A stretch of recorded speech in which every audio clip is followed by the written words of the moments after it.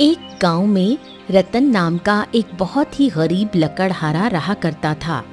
उसकी पत्नी बिंदिया गरीबी से बेहद परेशान रहा करती थी। शादी को कई साल बीत चुके थे, लेकिन रतन और बिंदिया की कोई संतान नहीं हुई थी। इसी उदासी से एक दिन रतन जंगल में लकड़ियां काटते हुए अपने आप से बोला, अरे थक गए रे, वही जिंदगी भर की थकान, वही उदास सा दिन। तभी उसकी नजर एक पेड़ के नीचे तपस्या कर रहे एक साधु पर पड़ी। रतन तुरंत दौड़ता हुआ साधु के पास जाकर बोला, प्रणाम बाबा, आप तो बहुत ज्ञानी और चमत्कारी लगते हैं। बाबा, कृपया मेरे भविष्य के बारे में कुछ बताइए ना। मैं बहुत गरीब हूँ, इतना गरीब हूँ कि कभी कभी मुझे और मेरी पत्नी को भूखा रहना पड़ता है। क्या मेरी किस्मत में धन नहीं है बाबा? बताइए ना।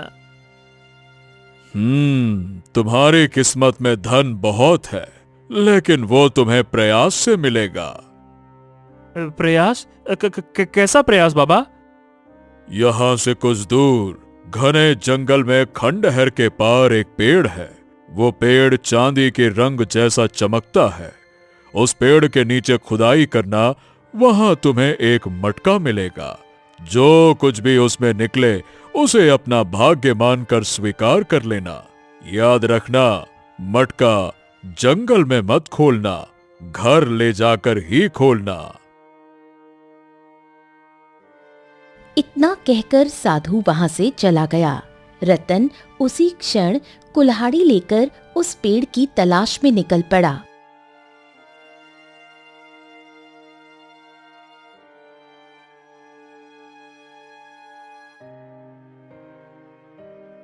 काफी तलाश के बाद रतन को एक खंडहर दिखाई दिया। रतन जैसे ही उस खंडहर के अंदर गया तो उसने स्वयं को एक और जंगल में पाया, जहां एक पेड़ था जिस पर सूरज की किरणें पड़ रही थीं और वो चांदी जैसा चमक रहा था। रतन ने वहीं खुदाई शुरू कर दी और जल्द ही उसे एक मटका मिल गया। वो उसे लेकर घर लौट आया। मटके को देखकर उसकी पत्नी बिंदिया उससे बोली, ये क्या है? कहाँ से लाए हो?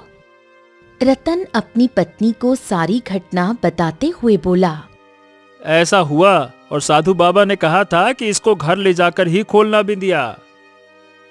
रतन और बिंदिया ने मिलकर मटके के ढक्कन को खोल दिया, लेकिन जो निकला उसने दोनों को हैरान कर दिया। ये क्या? हमें तो लगा था मटके से सोना चांदी निकलेगा, लेकिन इसमें तो कोई बच्चा है और देखो ये जिंदा है, जैसे कुछ देर पहले ही जन्मा हो। अरे लेकिन बिंदिया, ये सोचो कि ये कैसे संभव है कि ये बच्चा जिंदा है। ये कैसे? मटका जमीन में गड़ा हुआ था और ये बच्चा इस मटके में कैसे आया? वाकई में जरूर कोई बड़ा रहस्य है। अचानक बच्चा रोने लगा। हमें इस बच्चे से क्या? हमारे पास खुद खाने को नहीं है, हम इस बच्चे को कैसे पाल सकते हैं? अरे बिंदिया, कुछ दिन पहले तुम संतान न होने की वजह से रो रही थी, तो हो सकता है भगवान ने हमारी सुन ली हो और भेंट के रूप में ये बच्चा दे दिया हो। अरे चलो भाग्यवान, अब इसको पालते हैं, बड़ा होकर यही तो हमारा सहारा बनेगा। बिंदिया ने रतन की बात मान ली। उन्होंने बच्चे का नाम रखा आदित्य। समय बीतता गया और देखते ही देखते आदित्य 20 वर्ष का हो गया। एक दिन रतन जंगल से लकड़ियां काटकर घर लौटा तो बिंदिया उससे बोली, आप कब तक ये लकड़ियां काटते रहेंगे? आदित्य अब 20 वर्ष का हो गया है, उसे अब काम पर लगाना चाहिए।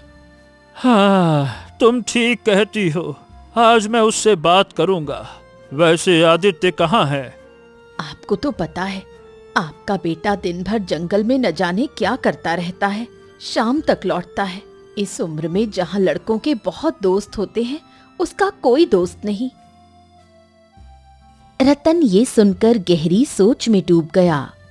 तुम ठीक कह रही हो, आज मैं उससे पूछूंगा कि उसके मन में आखिर क्या चलता रहता है। इस उम्र में ऐसे अकेले जंगल में घूमना ठीक नहीं है। तभी वहां गांव के चौधरी की बेटी लाली आ गई।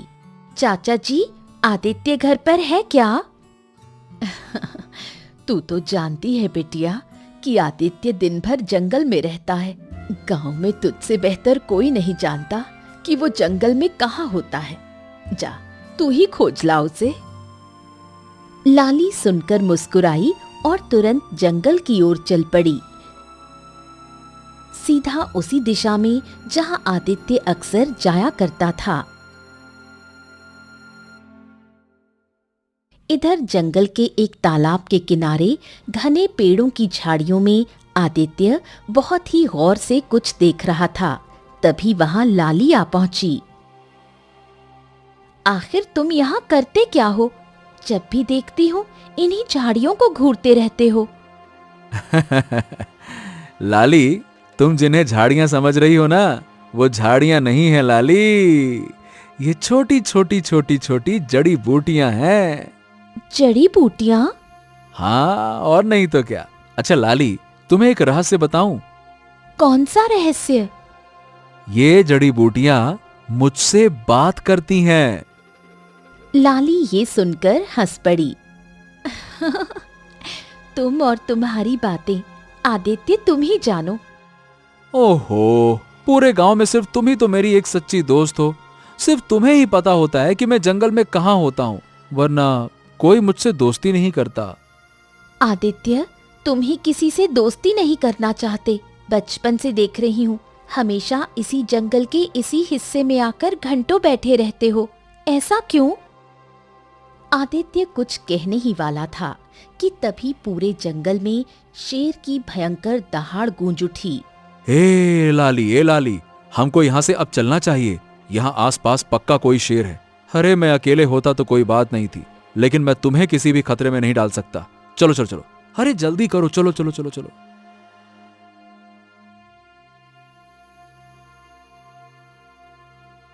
आदित्य लाली को लेकर गांव की ओर लौट पड़ा। लाली अपने घर चली गई और आदित्य अपने घर की ओर मुड़ गया। शाम ढलने लगी थी। जैसे ही आदित्य अपने दरवाजे पर पहुंचा, रतन उससे बोला, आदित्य, ए बेटा, इधर आओ इधर आओ। हाँ हाँ, कहिए पिताजी, क्या बात है? आप कुछ चिंतित से लग रहे हैं। हाँ, देखो आदित्य, अब मैं बूढ़ा हो गया हूँ। अब मुझसे मेहनत नहीं होती है। हाँ, अब काम में तुम्हें मेरा हाथ बटाना चाहिए। मैं तुमसे कुछ पूछना चाहता हूँ। आखिर तुम जंगल में क्यों भटकते रहते हो? तुम्हारा कोई दोस्त भी नहीं है और तुम्हारी उम्र के लड़के हंसते खेलते हैं, दोस्त बनाते हैं। तुम उनकी तरह क्यों नहीं हो? अब पिताजी, न जाने क्यों मुझे ऐसा लगता है कि जैसे मैं इस दुनिया का वासी हूं ही नहीं, बल्कि मैं तो किसी और दुनिया का वासी हूं। ये सुनकर रतन बुरी तरह चौंक गया और गहरी सोच में डूब गया। कुछ देर बाद वो फिर आदित्य से बोला, हाँ, लाली हमको बता रही थी कि तुम जंगल में झाड़ियों को घूरते रहते हो और कहते हो कि वो झाड़ियां नहीं, जड़ी बूटियां हैं। क्या ये सच है? ये सुनकर आदित्य की आंखों में एक रहस्यमयी चमक आ गई। हाँ पिताजी, मुझे लगता है कि जंगल की कुछ खास जड़ी बूटियां मुझसे बात करती हैं। तभी अंदर से बिंदिया बाहर आ गई। बेटा, मैं तेरे और तेरे पिता की बातें सुन रही थी। अगर तुझे ऐसा लगता है कि जड़ी बूटियां तुझसे बात करती हैं, तो क्यों ना तू उन्हीं को बेचना शुरू कर दे। जंगल से जड़ी बूटियां लाकर बेचने लगेगा तो कुछ आमदनी हो जाएगी और तेरे पिताजी का बोझ भी हल्का हो जाएगा। ठीक है माँ, चिंता मत कर। कल से मैं जंगल से जड़ी बूटियां लाकर गांव में बेचूंगा, ठीक है? दूसरी ओर जैसे ही लाली अपने घर पहुंची, उसके पिता चौधरी ने उसे देखते ही पूछा, अरे तू कहाँ गई थी लाली? आदित्य से मिलने गई थी पिताजी। वो तो हमेशा जंगल में ही रहता है। मैं जंगल से ही आ रही हूँ। लाली की बात सुनकर कुछ क्षणों के लिए चौधरी की आंखों में क्रोध झलक उठा, लेकिन फिर वो शांत हो गया। देखो लाली, तुम्हारी माँ को गुजरे बरसों हो गए हैं। मैंने तुम्हें माँ और पिता दोनों का प्यार देने की कोशिश की है। मैं तुम्हारी आंखों में दुख नहीं देख सकता। मैं कुछ समझी नहीं पिताजी। लाली, मैं जानता हूँ कि तुम मन ही मन आदित्य को पसंद करती हो, ये जानते हुए भी कि आदित्य एक सामान्य सा गरीब लकड़हारे का लड़का है। आदित्य में कोई बुराई नहीं है, और आप ऐसा क्यों कह रहे हैं कि वो सामान्य नहीं है? मैं ये नहीं कह रहा कि वो बुरा है, पर वो अलग है। बचपन से आज तक मैंने उसे जंगल में ही भटकते देखा है। ना उसका कोई दोस्त है, ना कोई काम धाम करता है, बस जंगलों में भटकता है। ऐसा लगता है जैसे जंगली इंसान हो। तो आप मुझसे क्या चाहते हैं पिताजी? अरे बेटा लाली, मैं ये चाहता हूं कि अगर वो औरों जैसे होता तो मुझे कोई ऐतराज नहीं होता। लाली की आंखों से आंसू बहने लगे। ठीक है पिताजी, अब मैं आदित्य से नहीं मिलूंगी। अच्छा, एक बात बता, आखिर आदित्य जंगल में क्या करता है, बता। वो झाड़ियों को देखता रहता है और कहता है कि वो झाड़ियां नहीं, जड़ी बूटियां हैं। वो कहता है कि वो उससे बात करती हैं। अच्छा, मतलब उसे जड़ी बूटियों का ज्ञान है। तो फिर तो उसे गांव के उन बीमार लोगों की मदद करनी चाहिए ना, जो महामारी की वजह से गांव में पीड़ित हो गए हैं। हो सकता है उसकी जड़ी बूटी महामारी में काम आ जाए।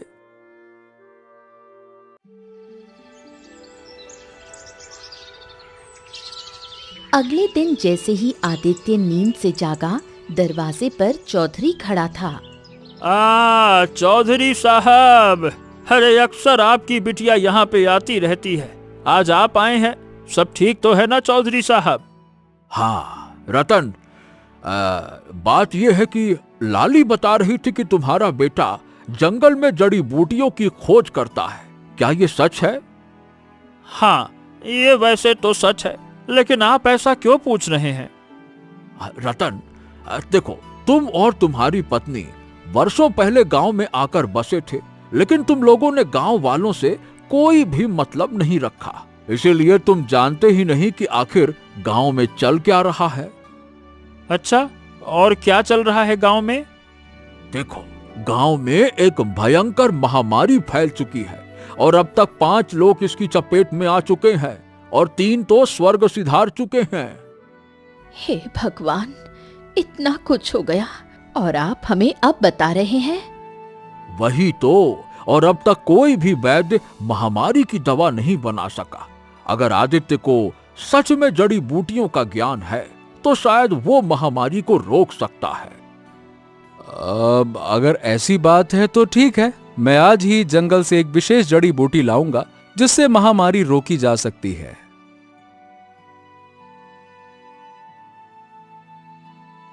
आदित्य जंगल की ओर निकल पड़ा। झाड़ियों के बीच बहुत ध्यान से देखने लगा। तभी उसके कानों में झाड़ी के पत्तों से एक आवाज टकराई। मुझे तोड़ लो, मुझे खाने वाला हर व्यक्ति विचित्र बीमारी से बच सकता है। आदित्य की आंखों में एक रहस्यमयी चमक उभर आई।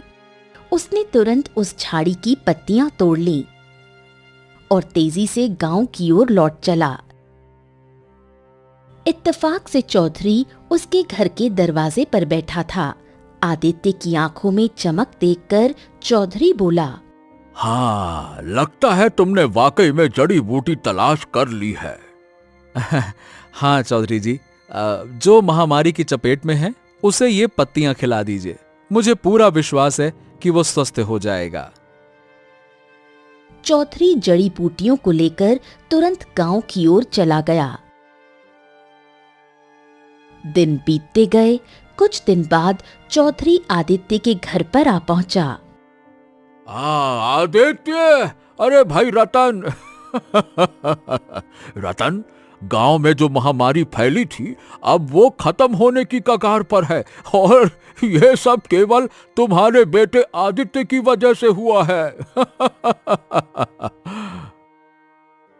ये सुनकर रतन और बिंदिया के चेहरे पर गर्व और खुशी की लहर दौड़ गई। हाँ, अरे मेरी बहुत दूर की रिश्तेदार में एक मौसी है, उनकी पुत्री की शादी है। मैं और लाली कुछ दिनों के लिए वहां जा रहे हैं। हम जल्द ही लौट आएंगे। उसके बाद हम गांव में आदित्य को सम्मानित करेंगे। हाँ। चलो भाई, राम राम। इतना कहकर चौधरी वहां से चला गया। इधर दूसरी ओर जंगल में आदित्य अकेला बैठा था। तभी एक दर्द भरी स्त्री की आवाज उसके कानों में गूंजी। बचाओ, कोई है, बचाओ। आदित्य चौंक कर इधर उधर देखने लगा। उसकी नजर एक पेड़ के नीचे पड़ी हुई एक वृद्ध स्त्री पर पड़ी, जो दर्द में कराह रही थी। हाँ, अरे कौन हो तुम, और क्या हुआ है तुम्हें? मैं जंगल में लकड़ियां काटने आई थी। अचानक मेरे पैर में मोच आ गई और मुझसे उठा नहीं जा रहा। मेरा पैर बहुत दर्द कर रहा है। चिंता मत करो, मैं अभी तुम्हारे पैर की मोच को सही कर देता हूं। रुको रुको रुको। इतना कहकर आदित्य ने एक पेड़ का पत्ता तोड़ लिया और उसे पीसकर उस बूढ़ी औरत के पैर पर जैसे ही लगाया, वो उठकर खड़ी हो गई। तुमने तो चमत्कार कर दिया। मेरे पैर की मोच इतनी जल्दी सही हो गई। बूढ़ी औरत ने इतना कहा ही था कि तभी अचानक झाड़ियों से एक भयंकर शेर निकलकर आदित्य पर झपट पड़ा। आदित्य ने बिना समय गंवाए बिजली सी फुर्ती से शेर से अपने बचाव के लिए उस पर वार कर दिया। आदित्य के हाथ जख्मी हो गए और खून बहने लगा, मगर शेर अचानक बुरी तरह डर गया और भाग गया।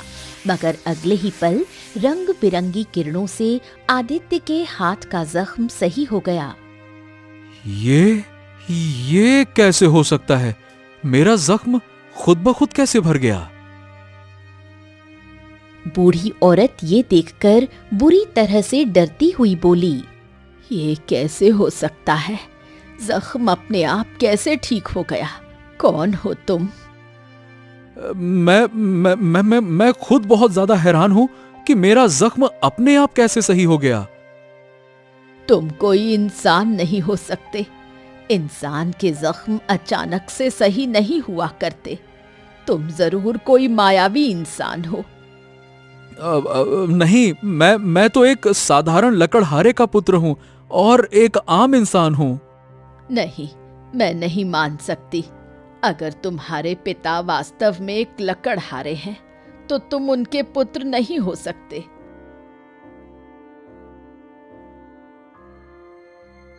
इतना कहकर वृद्ध स्त्री वहां से रहस्यमयी अंदाज में चली गई।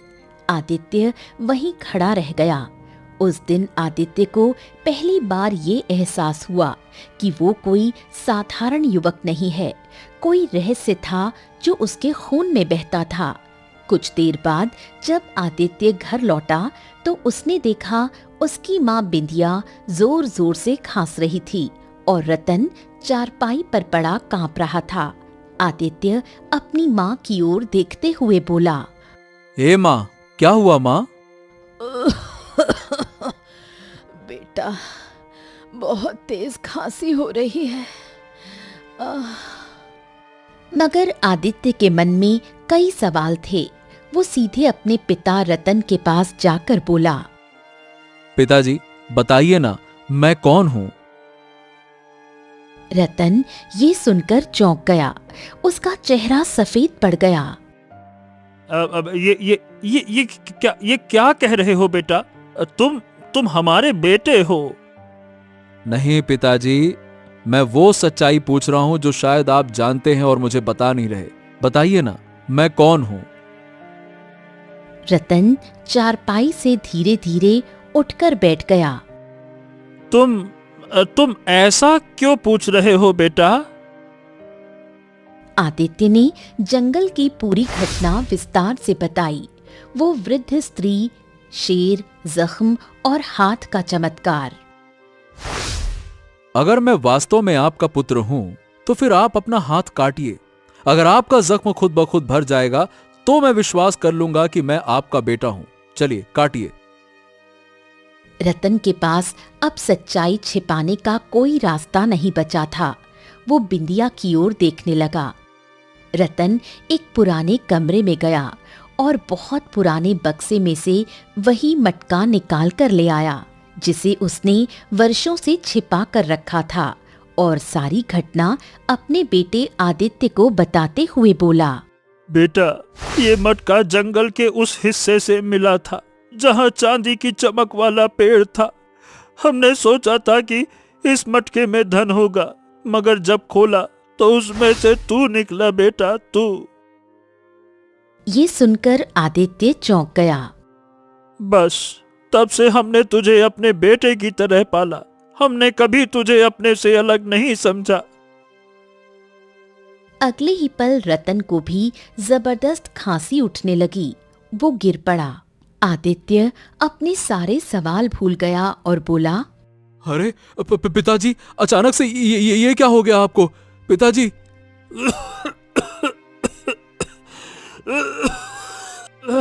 बेटा, लगता है कि हम भी महामारी की चपेट में आ चुका हूँ।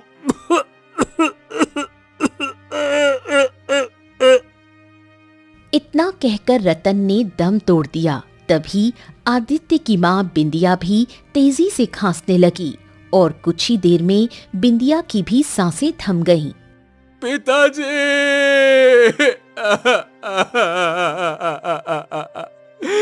आप मुझे छोड़कर नहीं जा सकते। मैंने तो बस आपसे पूछा था कि मैं कौन हूँ। हे माँ, उठो ना। देखो, मैं वादा करता हूँ मैं कभी सवाल नहीं पूछूंगा। भगवान के लिए आंखें खोल दो माँ। मगर बिंदिया और रतन अब किसी भी आवाज का जवाब नहीं दे सकते थे, क्योंकि वो अब इस संसार में नहीं थे। आदित्य बहुत देर तक चीखता रहा, रोता रहा, धरती पर सिर पटकता रहा। तभी अचानक रतन और बिंदिया का शरीर काले धुएं में परिवर्तित होकर गायब हो गया। अगले ही पल वो काला धुआं उस मटके के अंदर समा गया। ये देखकर आदित्य बुरी तरह से चौंकते हुए अपने आप से बोला, अब ये क्या रहस्य है? ये क्या हो रहा है? आदित्य के दिमाग ने काम करना बंद कर दिया। वो बहुत देर तक उस मटके को घूरता रहा। कुछ देर बाद वो उस मटके को उठाकर अपने आप से बोला, मुझे लगता है कि मुझे चांदी की चमक वाले पेड़ की खोज करनी चाहिए जहां पिताजी को यह मटका मिला था, और पिताजी को इसी मटके के अंदर मैं मिला था। मुझे विश्वास है कि हो न हो वहीं पर कोई बहुत बड़ा रहस्य छुपा है। आदित्य उसी जंगल की ओर चल पड़ा जहां उसकी कहानी शुरू हुई थी। घंटों जंगल की पगडंडियों पर चलते चलते आदित्य थककर हाथ में मटका लिए एक वृक्ष के नीचे बैठ गया। हाँ, अब आखिरकार उस चांदी के पेड़ को मैं खोजूं तो खोजूं कहां हो सकता है ये चांदी का पेड़? अचानक उसके कानों में किसी अनजान व्यक्ति की आवाज टकराई। कौन हो तुम और इस जंगल में क्या कर रहे हो? आदित्य ने पलट कर देखा। एक रहस्यमयी साधु उसके पीछे खड़ा था। साधु ने जैसे ही आदित्य के हाथ में वो मटका देखा तो वो चौंक गया। ये मटका तुम्हारे पास कहां से आया? आदित्य रोते हुए पूरी कहानी सुनाते हुए बोला, मुझे भी कुछ नहीं समझ में आ रहा साधु महाराज। मेरे पिता ने मुझे बताया कि वर्षों पहले उन्हें एक साधु ने चांदी जैसे चमकने वाले वृक्ष के बारे में बताया था और कहा था कि उस वृक्ष के नीचे खुदाई के दौरान उन्हें एक मटका मिलेगा। मेरे पिताजी वो मटका घर ले आए, मगर उन्हें मटके से धन नहीं बल्कि मैं मिला। और इस सच्चाई को बताने के बाद मेरी आंखों के सामने मेरे पिताजी ने दम तोड़ दिया और कुछ ही देर में मेरी माँ ने भी दम तोड़ दिया और अगले ही पल वो दोनों धुएं के रूप में परिवर्तित होकर इस मटके के अंदर समा गए। अब क्या कहूं और इतना बोलकर आदित्य की आंखों से आंसू बहने लगे। शांत हो जाओ पुत्र, शांत हो जाओ, चिंता मत करो, मैं तुम्हारी मदद जरूर करूंगा। वो चांदी का पेड़ तुम्हें तभी दिखाई देगा जब तुम्हारा हृदय सच्चा होगा। यहां से उत्तर दिशा की ओर बढ़ो। यदि तुम्हारे मन में मानवता होगी तो किस्मत तुम्हें मंजिल तक पहुंचा देगी। इतना कहकर साधु वहां से चला गया। आदित्य नहीं जानता था कि वो वही साधु था जिसने सालों पहले रतन को मटके की जानकारी दी थी। आदित्य साधु के बताए रास्ते पर चल पड़ा। घने जंगल में बहुत दूर चलने के बाद उसे एक तालाब के पास एक बूढ़ा व्यक्ति दिखाई दिया जो कमजोरी से पानी पानी चिल्ला रहा था। बेटा बेटा, मैं 2 दिन से प्यासा हूँ मगर उठ नहीं सकता। क्या तुम मुझे पानी पिला सकते हो? हाँ हाँ, क्यों नहीं बाबा, रुकिए मैं लेकर आता हूं। आदित्य ने मटका पास के पेड़ के नीचे रख दिया और बूढ़े के पास पड़ा कमंडल उठाकर तालाब से पानी भरकर उसे पिलाने लगा। पानी पीकर वो बूढ़ा आदित्य से बोला, हाँ, अब अच्छा लग रहा है। भगवान तुम्हारा भला करे बेटा, तुम्हारी हर इच्छा पूरी हो। आदित्य उस पेड़ की ओर बढ़ गया जहां उसने मटका रखा था, मगर अब मटका वहां नहीं था। अरे अरे मेरा मटका, ये मटका कहाँ रह गया? यही तो रखा था। अरे मटका कहाँ चला गया? कहाँ है? वो पागलों की तरह मटके को इधर उधर ढूंढने लगा, लेकिन उसे मटका कहीं नहीं मिला। तभी पीछे से बूढ़े की आवाज आई, बेटा, मुझे मेरे घर तक पहुंचा दोगे क्या? मेरी बूढ़ी पत्नी मेरे लिए तड़प रही होगी। न जाने वो अब जिंदा होगी भी या फिर नहीं। आदित्य दुविधा में पड़ गया कि अपने मटके को ढूंढे या उस वृद्ध की मदद करे।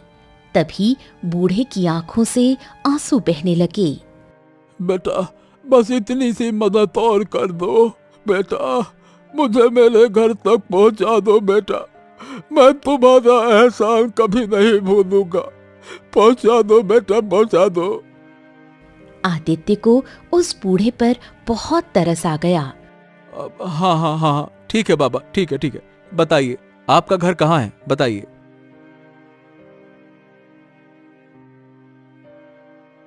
बूढ़ा उसे जंगल की गहराइयों में बने एक खंडहर के सामने बनी हुई एक झोपड़ी तक ले गया। झोपड़ी के भीतर एक बूढ़ी स्त्री, जो उस बूढ़े व्यक्ति की पत्नी थी, दर्द से करहा रही थी।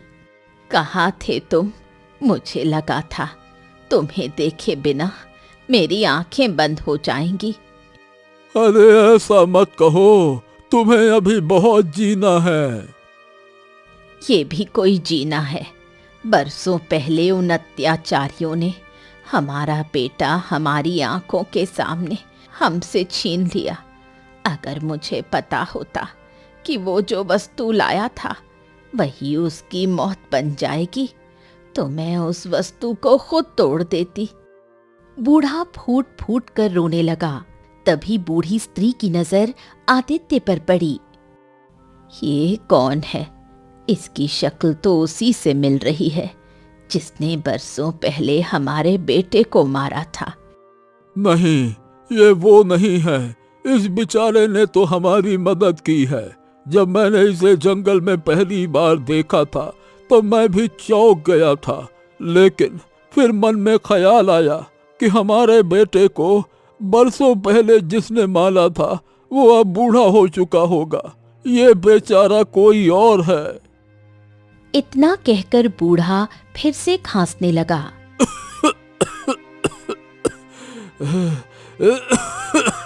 आदित्य उस बूढ़े की ओर देखकर बोला, बाबा जी, ये आपकी पत्नी मतलब ये काकी किस बारे में बात कर रही हैं और मेरी शक्ल किससे मिलती है?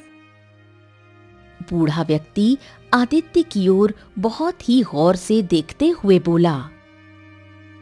ये बहुत लंबी कहानी है बेटा।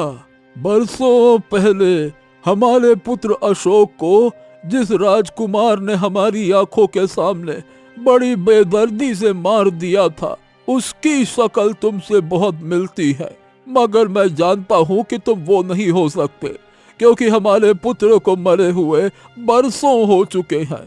अब तो वो राजकुमार भी बहुत बूढ़ा हो चुका होगा। बूढ़े की बात सुनकर आदित्य की आंखों में आंसू आ गए। वो उस बूढ़े की ओर देखकर बोला, आप चिंता मत कीजिए, मैं आपकी सेवा करूंगा। विश्वास कीजिए, आप ठीक हो जाएंगे। मगर तुम हमारी सेवा क्यों करोगे बेटा? तुम तो हम दोनों बूढ़े पति पत्नी को जानते तक नहीं। इंसानियत के लिए आज से आप दोनों मुझे अपना बेटा समझिए।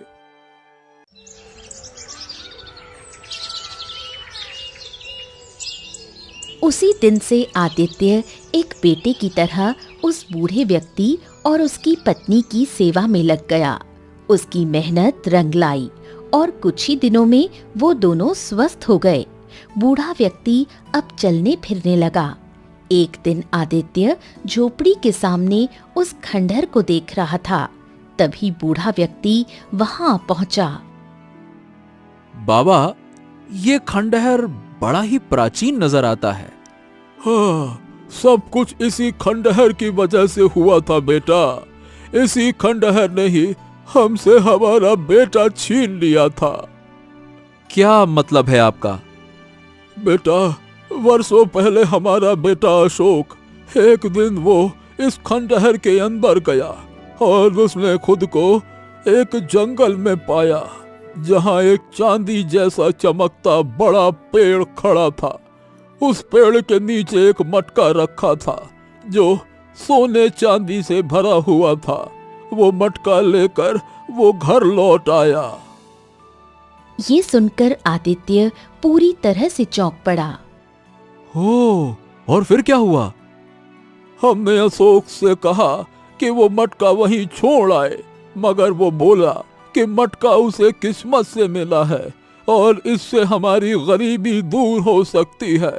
फिर एक दिन न जाने कौन से देश का राजा, उसकी पत्नी और उसका बेटा यहाँ आ पहुंचे और हमारी आंखों के सामने हमारे बेटे को बड़ी बेरहमी से मार डाला। ये सुनकर आदित्य और बुरी तरह से चौंक उठा और अपने आप से बोला, हो, उसी चांदी जैसे चमकते हुए पेड़ की तलाश में मैं जंगल की गहराई में आया था। इतना बोलकर आदित्य दौड़ता हुआ खंडहर के अंदर चला गया। बूढ़ा भी उसके पीछे दौड़ने लगा। कुछ ही क्षणों में वो दोनों एक विचित्र जंगल में खड़े थे, जहां एक चांदी जैसा चमकने वाला पेड़ था और उसके पास वही मटका पड़ा था। हो, यही तो मटका है जो मेरे पास था और अचानक गायब हो गया था। आदित्य ने इतना कहा ही था कि तभी अचानक रंग बिरंगे धुएं के साथ वही साधु प्रकट हो गया और आदित्य की ओर देखकर रहस्यमयी अंदाज में बोला, मैंने कहा था ना, तुम्हारे सवालों के जवाब का समय आ गया है। ये मटका चमत्कारी है। इससे या तो तुम अपने माता पिता को दोबारा वापस पा सकते हो, जो धुएं के रूप में परिवर्तित होकर इस मटके के अंदर समा गए, या फिर इस बूढ़े के पुत्र अशोक को। सोच लो। बूढ़े की आंखों में आंसू आ गए। आदित्य कुछ क्षणों तक गहराई से सोचता रहा। हाँ, मैं चाहता हूं कि बूढ़े काका का पुत्र अशोक दोबारा वापस आ जाए। मैंने इस काका और उनकी पत्नी को अपने बेटे अशोक की याद में रोते और तड़पते हुए देखा है। मुझे इनकी तड़प देखी नहीं जाती। ये सुनकर साधु मुस्कुराने लगा। अचानक मटके से 3 रंगों के धुएं निकले। एक धुआं सुंदर युवक मतलब बूढ़े के पुत्र अशोक में परिवर्तित हो गया। बाकी दो धुएं रतन और बिंदिया में परिवर्तित हो गए। रतन और बिंदिया हक्की बक्की नजरों से साधु, आदित्य और उस बूढ़े को देखने लगे। तभी साधु रहस्यमयी अंदाज में रतन, बिंदिया और आदित्य की ओर देखकर बोला, सच बताने का समय आ गया है। सच ये है कि तुम तीनों इस संसार के वासी नहीं हो। तुम पाताल लोक के राजा, रानी और उनके पुत्र हो। बरसों पहले इस बूढ़े के पुत्र अशोक की हत्या किसी और ने नहीं बल्कि तुमने ही की थी आदित्य। ये सुनकर आदित्य पूरी तरह से चौंक पड़ा। क्या? ये आप क्या कह रहे हैं साधु महाराज? चिंता मत करो, कुछ देर बाद तुम्हें तुम्हारा अतीत दिखाई देने लगेगा। तुम्हारी याददाश्त वापस आ जाएगी। वर्षों पहले जब यह मटका भूलवश पृथ्वी पर आ गया था और इस बूढ़े का पुत्र अशोक इसे उठाकर ले गया, उसके बाद से ही सारी कहानी शुरू हुई। साधु ने इतना कहा ही था कि तभी आदित्य, बिंदिया और रतन को चक्कर आते हुए महसूस होने लगे। अगले ही पल उनकी आंखों के सामने कुछ पुराने दृश्य दौड़ने लगे। पाताल लोक के राजमहल में रतन अपने सिंहासन पर बैठा था। बिंदिया, उसकी रानी, उसके पास खड़ी थी और उनके सामने खड़ा था उनका पुत्र राजकुमार आदित्य। वो मटका हमारे राजगद्दी का प्रतीक है। अगर ये मटका पृथ्वी पर चला गया तो ये अपमान है। अगर किसी मनुष्य ने उसे छुआ है तो उसने पाताल लोक के विधान का उल्लंघन किया है।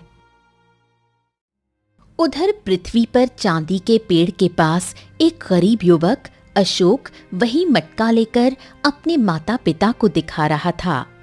देखो देखो देखो, ये मटका सोने चांदी से भरा है। अब हम गरीब नहीं रहेंगे। हाँ। मगर तभी चांदी के वृक्ष के नीचे से रतन, बिंदिया और आदित्य प्रकट हो गए। उनके चेहरे क्रोध से भरे थे। मेरी बात सुनो, ये मटका तुम्हारा नहीं है, ये पाताल लोक की धरोहर है। तुमने इसे चुराया है, तुम्हारा दंड मृत्यु है। अशोक के माता पिता विनती करते हुए उनके पैरों में गिर गए, मगर आदित्य ने अपनी तलवार निकालकर अशोक के शरीर पर वार कर दिया। अशोक ने चीखते हुए दम तोड़ दिया। हाय मेरा बेटा। अशोक के माता पिता अपने बेटे की अपनी आंखों के सामने हत्या को देखकर बेहोश होकर गिर पड़े। तभी वहां साधु प्रकट हो गया। उसका चेहरा क्रोध से जल रहा था। रतन, बिंदिया और आदित्य, तुमने एक निर्दोष को मार डाला और तुम्हें इसका दंड मिलेगा। साधु ने अपनी दिव्य शक्ति से आदित्य की ओर इशारा किया। अग्नि की लपटें उठी और पलक झपकते ही आदित्य का शरीर राख में बदल गया। बिंदिया चीख उठी, नहीं, मेरा बेटा। रतन और बिंदिया उस साधु के चरणों में गिर पड़े। हमें हमें क्षमा करें, हमें क्षमा करें साधु महाराज। हमें हमें हमारा पुत्र वापस चाहिए। हमें क्षमा करें, क्षमा करें, क्षमा करें। नहीं, अब तुम दोनों को सजा भुगतनी होगी। मैं तुम्हारी याददाश्त मिटा दूंगा। तुम दोनों पृथ्वी पर साधारण मनुष्यों की तरह रहोगे, गरीबी में जीवन बिताओगे और तेरा पुत्र आदित्य जब इस मटके में दोबारा जन्म लेगा तब तू एक लकड़हारा होगा और नियति तुझे मेरे पास ले आएगी। तू अपनी गरीबी की चर्चा मुझसे करेगा और मैं तुझे इस मटके के बारे में बताऊंगा। इस मटके के अंदर दोबारा जन्मा आदित्य निकलेगा। वो तेरा ही पुत्र होगा। लेकिन तुम दोनों की बदकिस्मती होगी कि तुम दोनों नहीं जानते होगे और जब वो बड़ा होगा तब एक दिन वो खुद ब खुद सच्चाई जानेगा और अगर उसमें इंसानियत बची रही तो शायद तुम्हारा पुनर्मिलन हो सकेगा। अचानक रतन और बिंदिया बाहर से गायब हो गए और वो मटका जमीन के अंदर समा गया। तीनों की आंखें फिर से खुल गईं। उन तीनों की याददाश्त लौट आई। हाँ, मुझे सब कुछ याद आ गया। मुझे सब कुछ याद आ गया। बिंदिया, ये हमारा ही बेटा है बिंदिया। और मुझे भी। आदित्य बेटा, तू? पिताजी, माताजी। साधु की आंखों से रंगीन किरणें निकलीं और तीनों के वस्त्र राजसी हो गए। अब पाताल लोक में लौट जाओ। चांदी के वृक्ष के नीचे से द्वार खुलेगा, मगर ध्यान रहे अब पृथ्वी पर दोबारा मत लौटना। साधु वहां से विलीन हो गया। चांदी के पेड़ के नीचे से पाताल लोक का द्वार खुला और तीनों, आदित्य, रतन और बिंदिया, उसके अंदर प्रविष्ट हो गए। उधर बूढ़े और उसकी पत्नी के पास उनका पुत्र अशोक लौट आया था। उनका जीवन फिर से पूर्ण हो गया।